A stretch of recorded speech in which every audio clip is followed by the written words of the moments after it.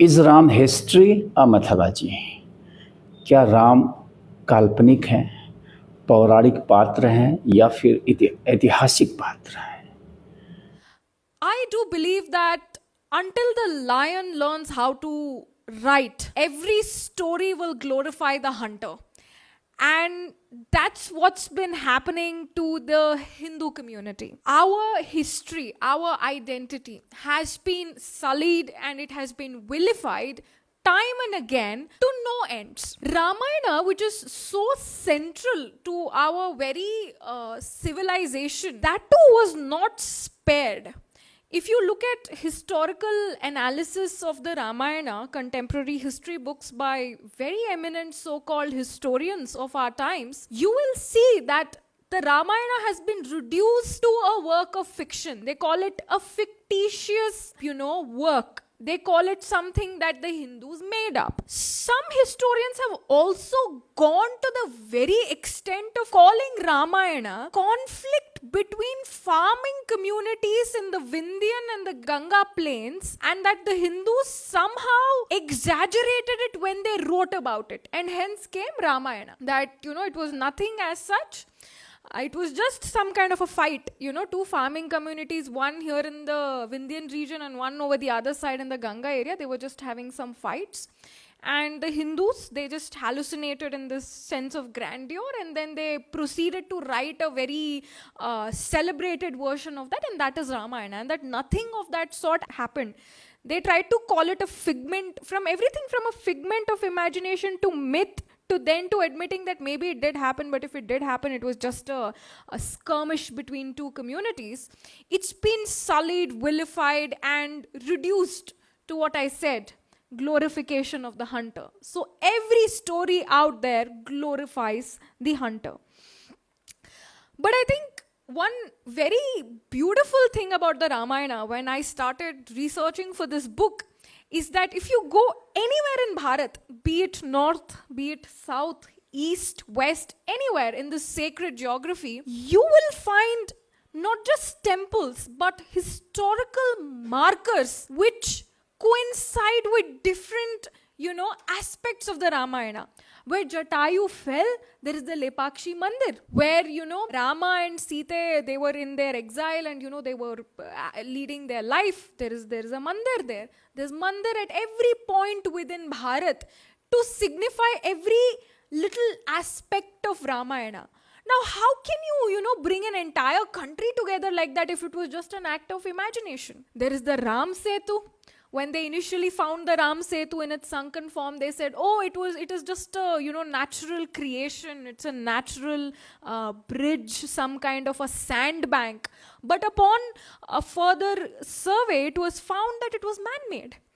That it was in no way a sandbank that just appeared out of nowhere because of tectonic shifts. And it does reinforce the story of Ramayana. Not just that, if you look into local tales, local fables in local languages in any of these regions, you will find versions of the Ramayana corresponding to what happened in those regions. For instance, in Lepakshi, a mandir in and around, you will find contemporary stories which talk about the falling of, Jatayu. In those, in that folk sense, in their folk language. How does something so imaginary seep into the conscience of people so tightly? It's not possible. इस विषय पे तमाम तर्क वितर्क कुतर्क सदियों से होते रहे हैं समाज में। कईयों का मानना है कि ये एक काल्पनिक कथा है, लेकिन वही कईयों का यह भी मानना है कि ये एक ऐतिहासिक सत्य है। मैं इस पूरे कथा की शुरुआत एक कथा से करना चाहूँगा। एक ट्रेवलर जिसको यात्रा करने की शौक़ थी, वो रेगिस्तान से गुज़र रहा था और अचानक उसका पैर किसी चीज़ से टकराया। तो उसकी इच्छा हुई कि देखें कि ये पैर किस चीज़ से टकराया है। उसने बालू को साफ़ किया, यानी कि हटाया, तो उसे एक मूर्ति मिली या प्रतिमा मिली आप कह सकते हैं। और उसकी वेशभूषा, भाव भंगिमा और बनावट को देखकर ऐसा प्रतीत हो रहा था कि वो किसी राजा की रही होगी। तो कहने का तात्पर्य ये है कि बड़े बड़े विशाल विशाल यानी कि जिनके बड़े नाम थे उनके समय काल में, ऐसे ऐसे राजाओं का नामो निशान मिट गया इतिहास में। समय के साथ वो सब के सब विलुप्त होते चले गए। अनेकों ऐसे राजा, हजारों की संख्या में, उनका नामो निशान नहीं है, कोई उनका नाम लेने वाला नहीं है, न कहीं उनके बारे में कुछ लिखा है, कोई अवशेष नहीं है। आई मीन टू से बड़े बड़े महाराजाओं के नाम तक मिट गए। तो कहने का तात्पर्य ये है मेरे कि राम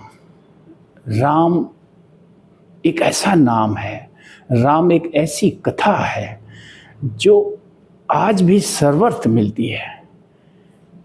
अनेकों भाषाओं में रामायण लिखी गई है, अनेकों देशों में रामायण लिखी गई है। और अगर आप प्रमाणों की बात करें, ऐतिहासिक प्रमाणों की बात करें, तो तमाम ऐसे साक्ष्य, जैसे लेपाक्षी में जटायु के गिरने की जो घटना है, वहाँ की लोक कथाओं में प्रचलित है, वहाँ जटायु का मंदिर बना हुआ है। रामेश्वरम के निकट जो राम सेतु की बात है, अब तो विज्ञान भी लगभग पुष्ट करता है इस बात को कि वो ह्यूमन मेड था, मानव निर्मित था। वो जो 48 किलोमीटर लंबा पुल था। और इस तरह से अगर आप देखें तो अनेक देशों में, चाइना से लगाए, आप कह सकते हैं कि अगर मैं एक आंकड़ा आपको प्रस्तुत करूं तो रामायण जो है हिंदी में 11 वर्जन है इसके। 11 रामायण हिंदी में लिखे गए हैं। फिर मराठी में 8 रामायण लिखे गए हैं, बांग्ला में 25 रामायण लिखे गए हैं, तमिल में 12 रामायण लिखे गए हैं, और तेलुगु में 12 रामायण लिखे गए हैं, उड़िया में 6 रामायण लिखे गए हैं। इस तरह से अनेक देश भी ऐसे हैं जहाँ राम कथा लिखी हुई, यानी उनके ऐतिहासिक लिखित प्रमाण मिलते हैं, जिनमें थाईलैंड है जहाँ राम किशन नाम से जो है रामायण लिखी गई है। वर्मा में यमयाम नाम से ये रचना लिखी गई है। कंबोडिया में रामकरती नाम से रामायण मिलती है। और चाइना में भी तमाम ऐसे अंश मिलते हैं राम कथा के। चाइना में तमाम ऐसे पात्र मिलते हैं जो राम की जीवन कथा से मिलती जुलते हैं, हनुमान की जीवन कथा से मिलते जुलते हैं। तो कुल कहने का तात्पर्य यह है कि जिस समय में राम थे, या राम की ये कथाएं जिस समय काल में ये देश के कोने कोने में, पूरब से लेके पश्चिम तक, उत्तर से लेके दक्षिण तक, और आसपास के तमाम देशों में जो राम कथा मिलती है, तो एक चीज़ आप यहाँ ध्यान रखिए कि तब यातायात की ऐसी सुविधा नहीं थी, संचार नहीं था कि हम एक दूसरे को कोई चीज़ बता पाते। तो अगर राम कथा काल्पनिक थी, किसी एक रचनाकार की कल्पना थी, मान लीजिए वाल्मीकि की कल्पना थी, तो वो कल्पना जो उनकी थी, जो उन्होंने वो साहित्य लिखा था, वो देश के कोने कोने में कैसे एज इट इज़ पहुँच गया।